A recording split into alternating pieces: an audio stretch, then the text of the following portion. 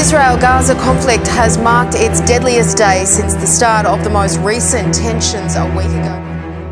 Shalom, salam damai sejahtera dari Tuhan Yesus Kristus menyertai Bapak, Ibu, Saudara-saudari semuanya. Selamat datang kembali di channel YouTube ini. Dan sekiranya channel YouTube ini bermanfaat bagi Anda bisa mendengarkan setiap apa yang disajikan di dalam channel ini. Bapak, Ibu, Saudara-saudari yang dikasihi dan diberkati oleh Tuhan Yesus Kristus, sekarang ini kita hidup di masa yang unik di dalam sejarah dunia. Masa yang kalau kita sebut sebagai globalisasi. Dan kalau kita melihat globalisasi dunia ini menjadikan dunia seperti satu masyarakat, bahkan satu bangsa dunia, bahkan satu negara dunia. Apa yang disebut sebagai globalisasi adalah suatu kehendak alamiah.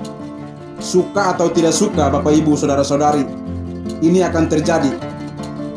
Tidak ada kekuatan manapun yang dapat menghalanginya, yaitu globalisasi. Dan hari-hari ini kita melihat ilmu pengetahuan berkembang sangat luar biasa. Teknologi berkembang sangat luar biasa. Pengetahuan manusia mengalami perkembangan yang sangat luar biasa. Dan semua masuk di dalam sistem yang namanya sistem globalisasi. Dan dengan berkembangnya pengetahuan, bahkan berkembangnya teknologi, contohnya media sosial ini berkembang sangat luar biasa. Dan di seluruh dunia, mulai dari anak kecil sampai yang dewasa, hampir menggunakan media sosial. Dan mudah sekali untuk mengakses setiap berita, mengakses setiap perkembangan-perkembangan yang terjadi di sekitar kita. Itulah globalisasi yang sementara berkembang, Bapak, Ibu, Saudara-saudara. Oleh karena itu, Bapak, Ibu, Saudara, kita sebagai orang Kristen, apalagi Anda sebagai pemuda Kristen, kita harus memiliki yang namanya berpikir tentang global. Ini adalah sebuah keharusan. Sebab Bapak, Ibu, Saudara-saudari, mau tidak mau, suka atau tidak suka, kita sudah masuk di dalam sistem ini, yaitu sistem globalisasi. Dan semua dunia dianggap seperti satu. Bahkan dunia dari luar kita bisa mengakses lewat teknologi yang ada di tangan Bapak, Ibu, Saudara-saudari dengan saya. Jadi pengetahuan manusia berkembang. Dan kita sebagai orang Kristen, suka atau tidak suka, kita harus mencintai pengetahuan. Dan kita pun harus belajar. Sehingga dengan pengetahuan kita menyingkapi setiap hal-hal yang terjadi di sekitar kita. Kita menyingkapi setiap perkembangan-perkembangan yang ada di sekitar kita. Nah, Bapak, Ibu, Saudara-saudariku, beberapa minggu ini kita sementara menyaksikan pertempuran yang sangat luar biasa, ya. Peperangan antara Palestina dan juga Israel. Ini bukan isu satu negara, tetapi ini sudah menjadi isu seluruh negara. Bahkan masyarakat Indonesia sendiri banyak yang berpikir untuk mendukung. Kalau yang dari Kristen yang memiliki pengetahuan yang terbatas, maka dia akan berpikir bahwa dia hanya mau mendukung Israel. Dari Islam yang memiliki pengetahuan yang terbatas, maka dia akan berpikir bahwa dia hanya mau mendukung Palestina. Tetapi sebenarnya, Bapak, Ibu, Saudara-saudariku, ini bukan tentang masalah saling dukung-mendukung, tetapi ini tentang bagaimana kita sebagai orang Kristen, kita sebagai pemuda Kristen harus menjadi pembawa damai. Dan kita lahir di atas bangsa Indonesia. Kita ada di dalam satu rumah yang sama, yaitu rumah Pancasila. Dan sila pertama dari Pancasila mengajarkan kita bahwa ketuhanan yang Maha Esa. Kita sebagai orang Kristen, kita sebagai warga negara Indonesia, berlandaskan Pancasila, ketuhanan yang Maha Esa, maka seharusnya hati nurani kita, hati Tuhan harus ada di dalam kehidupan kita, sehingga kita menyingkapi setiap isu yang terjadi, contohnya Israel dan Palestina. Kita sebagai orang yang bertuhan, negara kita berlandaskan ideologi Pancasila, ketuhanan yang Maha Esa, maka kita harus menyingkapi bahwa masalah Palestina dan juga Israel adalah masalah tentang perebutan tanah. Itu bukan masalah tentang peperangan agama, sehingga Anda yang agama Islam mendukung Palestina dan Anda yang agama Kristen mendukung Israel. Ini bukan berbicara tentang peperangan agama, tetapi ini mereka memperebut bagaimana tanah yang mereka rebutkan. Oleh sebab itu, Bapak Ibu, saudara-saudari, penting sekali, apalagi kita sebagai orang Kristen, kita menyingkapi masalah ini. Kita seharusnya menjadi pembawa damai. Maka Alkitab berkata bahwa berbahagialah orang-orang yang membawa damai, karena mereka akan disebut sebagai anak-anak Allah. Seharusnya kita harus menjadi pembawa damai. Nah, Bapak Ibu, saudara-saudari yang dikasihi dan diberkati oleh Tuhan Yesus Kristus, berikut ini saya ingin menanggapi salah satu pendeta yang bagi saya sangat diberkati dengan pelayanannya dan juga dengan gaya hidupnya. Saya sangat diberkati. Dia adalah pendeta Gilbert Lumondong. Nah, beberapa hari yang lalu dia membuat video pesan kepada Presiden Indonesia Bapak Jokowi, dan saya sangat diberkati sekali dengan pesannya. Oleh sebab itu saya ingin menanggapi tentang video ini.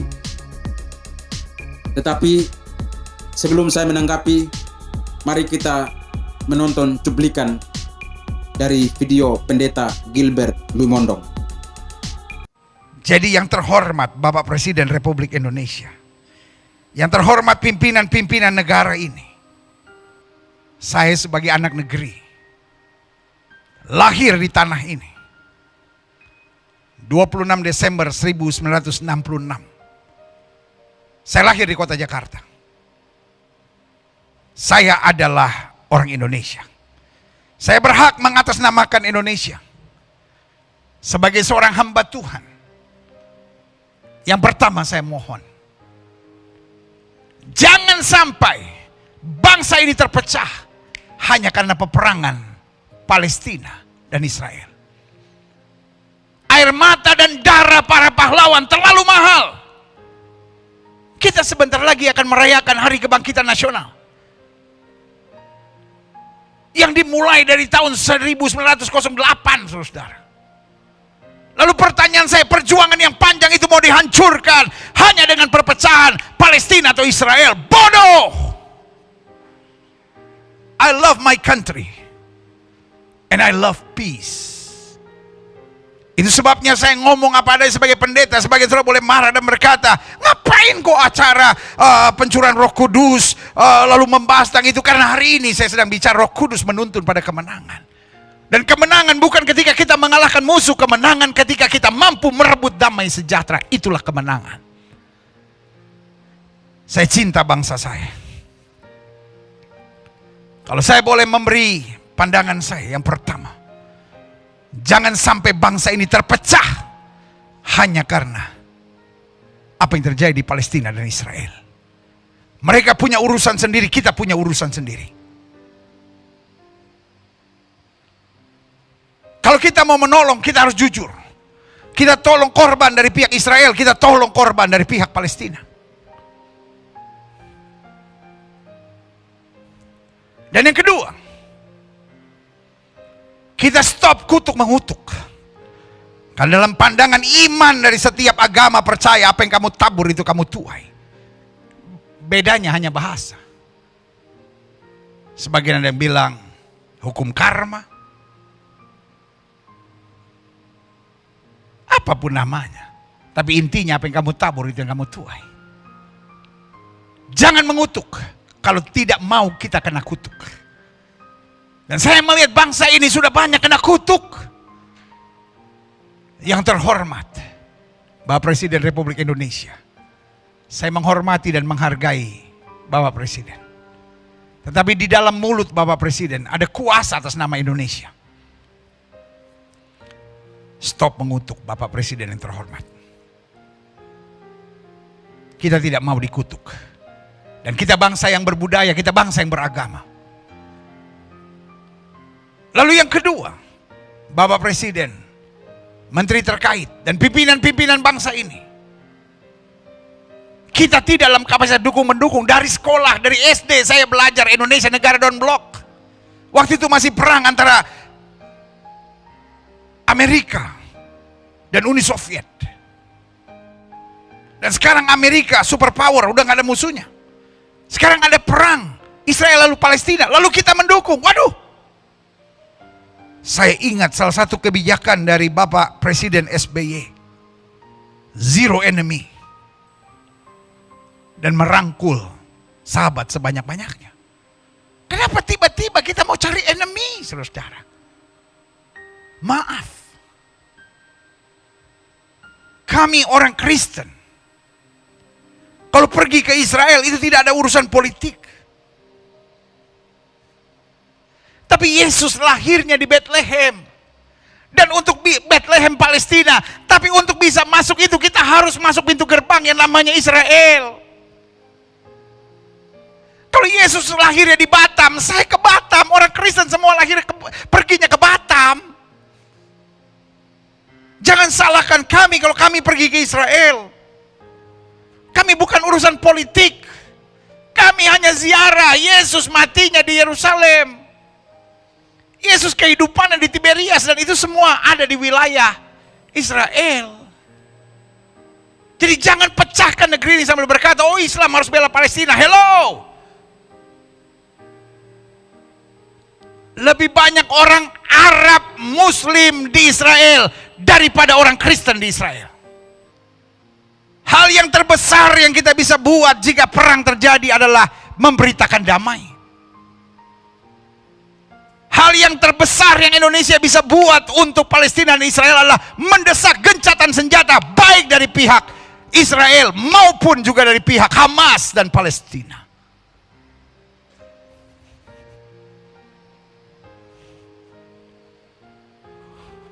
Nah, Bapak Ibu, saudara-saudari, itulah cuplikan video dari Pendeta Gilbert Luimondong.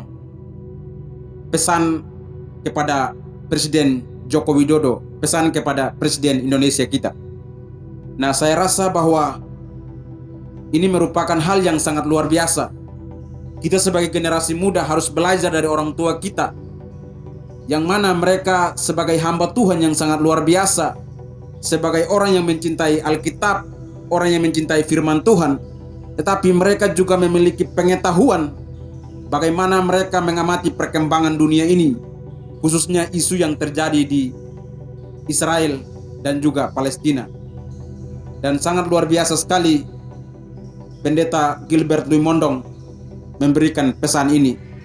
Saya secara pribadi sangat diberkati sekali. Tetapi ada begitu banyak tanggapan, Bapak Ibu saudara-saudari. Ada yang berkata bahwa kau sebagai hamba Tuhan, kau sebagai pendeta, tapi kenapa dia ikut campur masalah negara? Itu adalah masalah negara. Tugas pendeta adalah berkhotbah di gereja.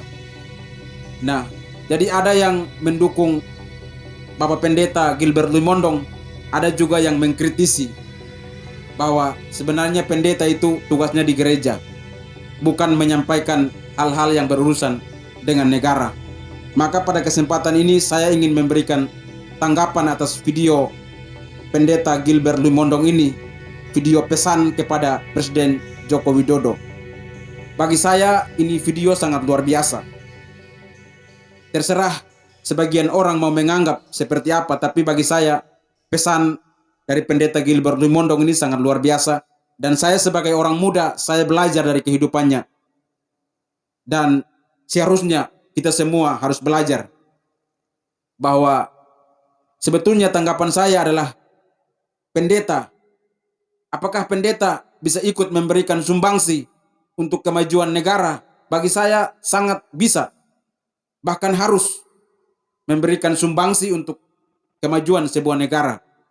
Dan di dalam video pendeta Gilbert Lumondong, dia berkata bahwa dia lahir di Indonesia dan dia merupakan orang Indonesia dan dia harus memberikan tanggapan. Bagi saya ini tidak salah.